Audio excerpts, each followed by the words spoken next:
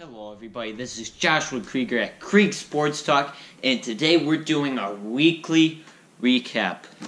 I realize it's been a while since I have done a weekly recap. It's been like 2 weeks, but this week I'm gonna get it out. I realize it's later than normal, but I kind of want to wait until All-Star Weekend was done.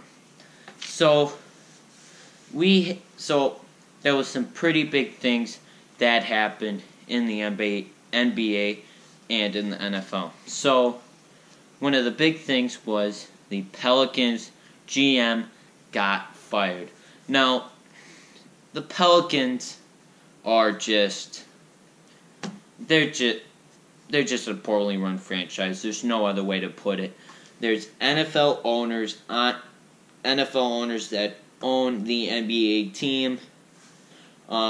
The Anthony Davis situation's gone out of hand.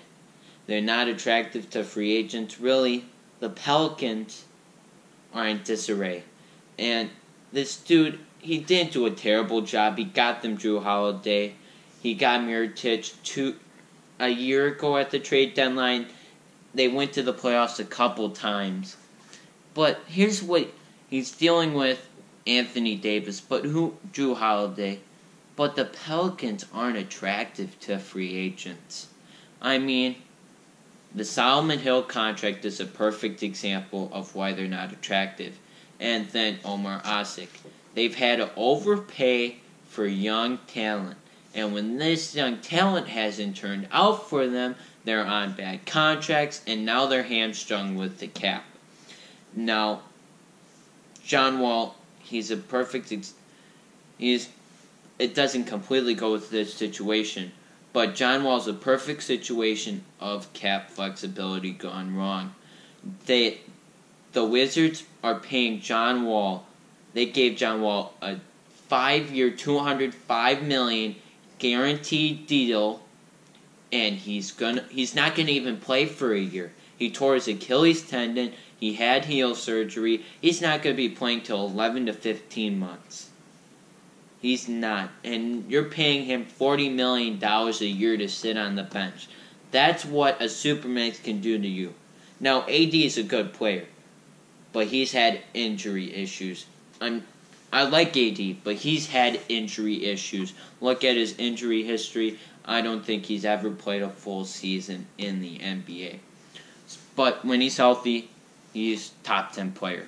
In the NBA, top 5. He's pretty up there. But the Pelicans GM, it was about time. They're trying to figure out this Anthony Davis situation. It's not completely his fault. The Pelicans are a poorly run franchise that is not attractive to free agents, and they wonder why AD wants to leave. So, I'll just go right into the basketball topic, and that is there was All-Star Weekend this weekend, and there was a slam dunk contest, a 3-point contest, skills challenge, and and then there was the Rising Stars game and the All-Star game. So for the slam dunk contest, Dilo won the slam dunk contest. For 3-point contest, Joe Harris won, and then for skills challenge, Jason Tatum won on a half-court shot. And Team LeBron won the All-Star game, and Team USA, I'm pretty sure, won the Rising Stars game. So that's kind of just an overview of that. I have a video on the All-Star game that I will put in the description below for you guys. Now, switching from All-Star Weekend, there was literally the first big trade happened this week. In the NFL, Joe Flacco got traded to the Broncos for a mid-round pick, a 4th-round pick. Now, this is a pretty big deal and has playoff implications. The Baltimore Ravens, they got rid of up to $25 million in cap space for next season. They're taking $6 million dead cap right here this season, but next season they're freeing up $20 million and then $25 million. So that's really good. That's really going to help you build around Lamar Jackson, who I think is going to be a decent quarterback, but he's going to need to learn how to throw the football and have a better completion rate than what he is. I think it's like 55. But they're not asking him to throw the ball. He's a run-pass option. And I think he'll last longer than RG3, but I'm not sure how long he's going to last in the NFL running the way he is. But for the Broncos, I feel they lost this deal. Keenum and Joe Flacco are literally the same quarterback. They had the same numbers this season, and he's not going to get you any better. Look at the completion percentage, touchdowns. They're literally the same. They didn't get any better. You're paying for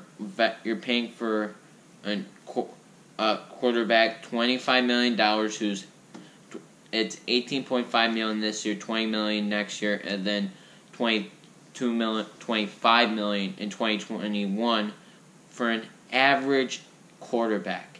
That's just even for an average quarterback, that's overpaying. He's just average, and you could have had Case Keenum, who's doing the same numbers on a smaller deal. But I get John Elway's trying to find a quarterback. He's been pretty bad with quarterbacks. Brock Osweiler, he's been terrible with quarterbacks. Trevor Siemian, he was an okay quarterback. Paxton Lynch was an okay quarterback. He's trying to find a quarterback for the Denver Broncos. So we'll see what the Joe Flacco situation happens in the Broncos, but I really don't think it was a very good deal. I will put a link to that video in the description below as well. So then Kareem Hunt got picked up by the Browns. This is a pretty good free agency signing for the Browns. The Browns now have a very good running back who is a run-catch option. He can catch balls out of the backfield. He's a good runner. He had 900 yards in only 11 games this season. But really, he got kicked out of Kansas City because he got caught hurting somebody. I think it was his girlfriend. He beat up one of his girlfriends. But that's what happened. But I think it's a very good signing for the Browns. He's a dual threat, and we'll see what he can do in the Browns. I think it's going to help out Baker Mayfield. It's going to give him, because it's going to be like Dak Prescott, although I think Baker's they're about the same quarterback level, that it's going to help Baker improve as a player. So, very good signing for the Browns. Now, lastly, Antonio Brown has asked for a trade. We know there have been rumblings about this in the Pittsburgh Steelers organization for a while, so I'm not surprised. But he's on a team-friendly deal, $12 million for 3 years. Now, really, once you sign him, you're really going to have to pay him. Otherwise, I think he's going to be unhappy. Now, I said this before in my Kareem Hunt Antonio Brown video. I'll also leave that in the description below. I compared Antonio Brown to Terrell Owens. Now, we'll see if this stays out over time. But for the first 9 years, T.O. stayed with the 49ers. And Antonio Brown has been with the Pittsburgh Steelers for 9 years. Now, T.O., he played every game, but he had an attitude. Same thing with Antonio Brown. He has an attitude. Now we'll see what happens when Antonio Brown moves to a different team. I think the best fit for him is the 49ers. I know there's rumblings about the Colts having Antonio Brown. I do not think that will work because T.Y. Hilton is in the Colts organization. I don't think T.Y. Hilton and Antonio Brown are going to mesh, because I don't think Juju Smith-Schuster and Antonio Brown ever meshed. So I think that's going to cause friction between the two teams. Now, I've heard rumblings about the Packers. I also don't think that would work for the same reason, because the Packers have Devontae Adams.